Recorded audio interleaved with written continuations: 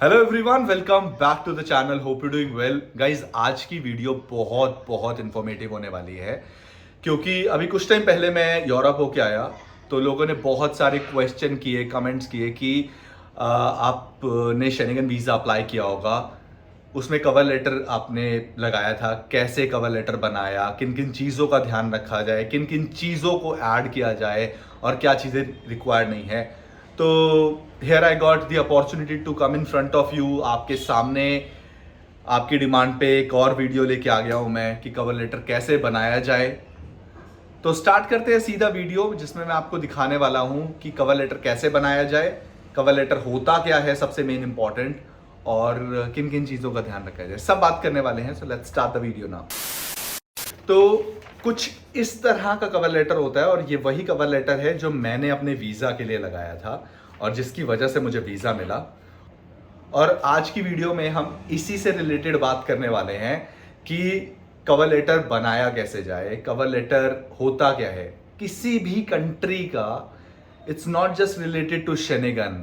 आप चाहे Schengen apply कर रहे हो, चाहे कनाडा, चाहे यूएस, और इधर आ जाए, चाहे आप एशिया में कहीं south Korea, Japan, Istanbul, Russia, कहीं टर्की, रशिया, कहीं पे भी अप्लाई कर रहे हो, कहीं पे भी आप अप्लाई कर रहे हो, आपको ये कवर लेटर होना बहुत ज़रूरी है। ये बहुत इंपॉर्टेंट रोल प्ले करता है।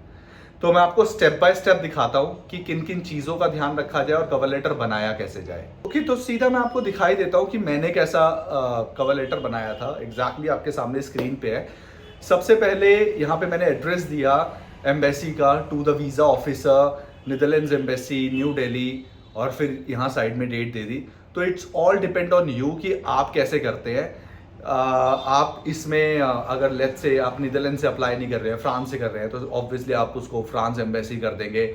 न्यू दिल्ली की जगह आप मुंबई, कैलकाटा, बैंगलोर कहीं से भी अप्लाई कर रहे हैं तो आप उसको अकॉर्डिंगली चेंज कर सकते हैं। देन फिर मैंने सब्जेक्ट में दिखाया request to grant me a tourist visa. Same wise अगर आपका टूरिस्ट है, बिजनेस है, विजिटर वीज़ा है, जो भी वीज़ा है आप उसके अकॉर्डिंगली सब्जेक्ट लाइन चेंज कर सकते हैं। देन सबसे पहले आपको अपना इंट्रोडक्शन देना होता है कि who you are. Same wise जैसा कि हम स्कूल में एप्लीकेशंस देते थे और उस टाइम हम जैसे अप्लाई करते थे, या हम ऑफिस में कोई एप्लीकेशन डालते हैं तो हम करते हैं, इट्स सेम लाइक एवरीवेयर। तो यहाँ पे मैंने अपना इंट्रोडक्शन दिया कि myself as a banker, और अगर आप कहीं के ओनर हैं तो आप बैंकर की जगह owner of this and this company from last so many days, और from past 5 years, 6 years, 1 year, जो भी आपका है आप उसके अकॉर्डिंगली मेंशन कर सकते हैं। तो मैंने यहाँ मेंशन किया, I Ankush Chetal, passport number this, would like to introduce myself as a banker in my company, जिस भी कंपनी में मैं काम कर रहा हूँ फ्रॉम पास्ट 5 ईयर्स। अब इसके बाद नेक्स्ट लाइन में मैंने क्लियरली मेंशन किया, I reside in a self फोन house in a posh locality in Delhi along with my parents. अब यहाँ पे आप अपने अकॉर्डिंगली चेंज कर सकते हैं। If you don't have your own house, you live in a rented house, then you can mention that simply that you live in a rented house in Delhi या फिर मुंबई, जहाँ पे भी आप हैं, along with your parents, along with your wife, जैसे भी आप रहते हैं, you can mention। फिर as you people know that I'm a frequent traveler, I travel a lot for tourism, तो अगली लाइन में मैंने वो सारी कंट्रीज मेंशन कर दी। अब ये मैंने जानबूझ के मेंशन किया to give them an idea कि मैं वहां पे रुकने नहीं वाला, मैं सिर्फ घूमने ही आ रहा हूं, तो मुझे वीज़ा दे देना। मैंने मेंशन किया that I am a frequent traveller, I travelled Europe already, मैं पहले भी यूरोप गया हूँ 2018 में। तो मैंने मेंशन किया कि I travelled Europe, along with that I've traveled Thailand, Singapore, Malaysia, Turkey, Russia, Indonesia, UAE, Vietnam, Philippines, Hong Kong, all these every country, जहाँ जहाँ मैं ट्रैवल किया मैंने सारी जगह मेंशन कर दी। और अगर सेम वाइज आपके लिए अगर आपने कहीं ट्रैवल किया वो कंट्रीज मेंशन कर सकते हैं, नहीं किया तो आप एक इस चीज को इग्नोर भी कर सकते हैं, या फिर आप कुछ ऐसे लिख सकते हैं that you are a passionate travel, you have already travelled the entire India, now you want to travel and explore Europe, ऐसा कुछ मेंशन कर सकते हैं। That looks nice, right. फिर अब उसकी अगली लाइन में यहाँ पे मेन इंपॉर्टेंट काम शुरू होता है, जहाँ पे मैं उनको एक आइटनरी देने वाला हूँ कि मैं कैसे कैसे ट्रैवल करूँगा। तो ये आप लोगों के लिए भी है कि लेट्स से आप प्लान कर रहे हैं कि हम 5-6 कंट्री ट्रैवल करने वाले हैं, मैं आपको सजेस्ट करूंगा सबसे ज़्यादा जो ड्यूरेशन दिखाओगे ना, वो जिस कंट्री से वीज़ा अप्लाई कर रहे हो उस कंट्री का दिखाना।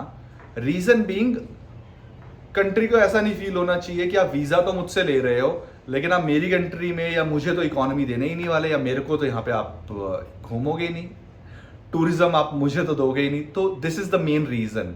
तो मैंने यहाँ पे क्लियरली मेंशन किया, I will be arriving in Netherlands on 20th August and will visit some famous places.